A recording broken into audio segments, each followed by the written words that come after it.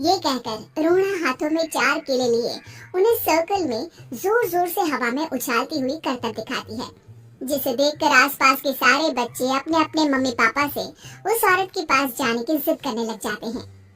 पापा, ऐसा तो सर्कस में बॉल से होता है ना? ये आंटी तो केले से कर रही है। चलिए ना पापा, देखते हैं। रोहना एक पतली सी तार पर चलती हुई केलों से करतब दिखाती है। आते जाते सभी लोग बाहर रुककर उसके करतब देखते हैं और वाह वाही करते नहीं थकते। जैसे ही एक आदमी पास आकर उसे पैसे देने लग जाता है, तब वो कहती है, अरे नहीं नहीं साहब, मैं करतब तो बच्चों के मन को बहलाने के लिए करती हूँ। धंधा तो मेरा केले का है। पीछे देखो मेरी रिड्डी, जो भी मेरे केले खाएगा मेरी तरह चुस्त दुरुस्त और तंदुरुस्त हो जाएगा। पता चलता है क्या कि मेरी उम्र 55 की है। अरे पर ऐसे ठंड के मौसम में कोई केला क्यों खाएगा? ये ऐसे वैसे केला नहीं है साहब, ये शरीर में गर्मी देते हैं, ठंड को दूर भगाए। जो भी रोहिणा के केले खाए। पापा, अगर मुझे केले नहीं मिले तो मैं घर नहीं जाऊंगी। तभी उसके पापा कहते हैं कि बेटा, केले ठंड में कभी गर्मी नहीं देते। ये सब कहने की बातें हैं, सामान बेचने का तरीका है इनका। पर पिंकी नहीं मानती। मैं केले खाऊंगी। पिंकी की जिद के आगे नत्थू हार जाता है और उसे केले खरीद कर दे देता है। पिंकी खुश होकर केले घर ले आकर खाती है। अब मैं भी करतब करूंगी, कितना मजा आएगा। जादुई केले। पिंकी पहला केला खत्म भी नहीं करती कि वो बेहोश हो जाती है। दूसरे केले से एक काला धुआं आता है और रोहना चुड़ैल बनकर बाहर निकल आती है।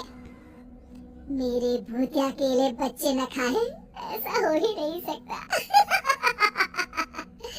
जादूपुर वालों, कब तक बचोगे? आ गई हूँ मैं रोहना, जिसका कोई नहीं कर सकता सामना। रोहना पिंकी को गोद में उठाकर काले धुएं में कहीं गायब हो जाती है। शाम के वक्त नत्थू घर लौटता है और पिंकी को घर में ना पाकर उसकी माँ से कहता है, माँ पिंकी कहाँ है? अरे बेटा, उसे तो तू सुबह करतब दिखाने ले गया था ना, फिर कहाँ वापस आए तुम दोनों? मुझे लगा तू उसे अपने साथ मंडी ले गया होगा। हे भगवान, मेरी बच्ची कहाँ गई? मैं उसे घर ही तो छोड़कर गया था माँ। नत्थू गांव के घर कोने में अपनी बेटी को ढूंढता है, पर उसे वो कहीं नहीं मिलती। परेशान होकर आखिर रो रो कर नत्थू हिम्मत हार कर घर लौट आता है। अगली सुबह रोहना फिर से करतब दिखाने आती है और इस बार पिंकी की तरह रोनी केले खरीद लेता है।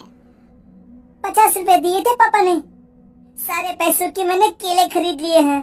अब मैं भी आंटी की तरह ही करतबबाज बन जाऊंगा।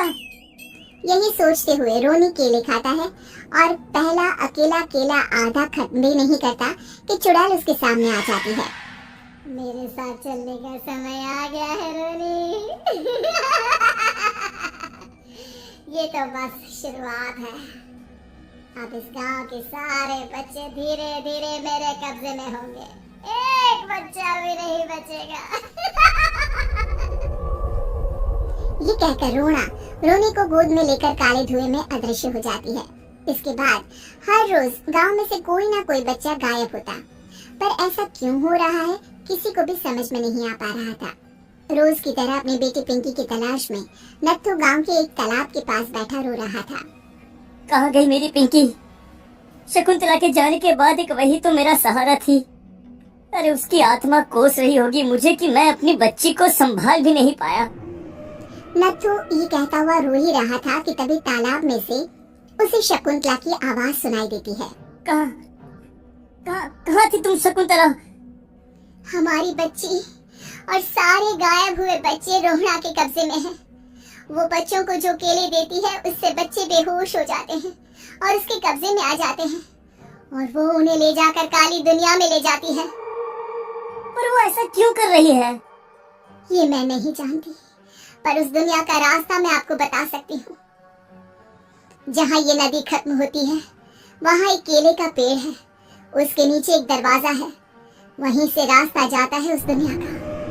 ये कहकर शकुंतला की आत्मा गायब हो जाती है। गांव के सभी लोग झुंड बनाकर उसी रास्ते से काली दुनिया में चले जाते हैं और वहाँ देखते हैं कि सारे बच्चे वहाँ काम कर रहे थे। पापा,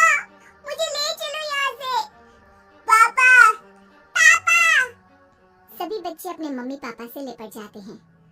तो तुम लोग यहाँ तक आ गए? क्यों हमारे बच्चों को पकड़ लिया तूने? तुझे शिकारी बनाना है तो ले, हम सब आ गए हैं, हमें खा ले। नहीं, मुझे बच्चे चाहिए, मेरे बच्चे के बदले तुम लोगों के बच्चे। क्या मतलब? मैं इसी गांव में रहने वाली एक औरत थी। केले की चोरी के इल्जाम में मेरे बेटे को गांव वालों ने इतना मारा कि वो मर गया। उसी दिन मैंने ठान लिया कि गांव वालों का भी वही हाल करूंगी। कुछ दिन बाद बेटे के चले जाने के दुख में मैं भी मर गई और मेरी भटकती आत्मा एक चुड़ैल बन गई। और फिर मैंने बदला लिया तुम सबके बच्चे छीनकर। बर्दाश्त नहीं कर पाए ना? सोचो मुझ पर क्या बीती होगी। हमें माफ कर दो रोना। पता नहीं है किसकी गलती थी, पर हम सभी माफी मांगते हैं। हमारी खुशियाँ लौटा दो, तुम भी तो एक माँ हो। गांव वालों की बात सुनकर रोना का मन पिघल जाता है और वो बच्चों को छोड़ देती है। उसके बाद काली दुनिया बच्चों के लिए जादुई दुनिया बन जाती है। अब कोई भी कभी भी वहाँ आ जाए।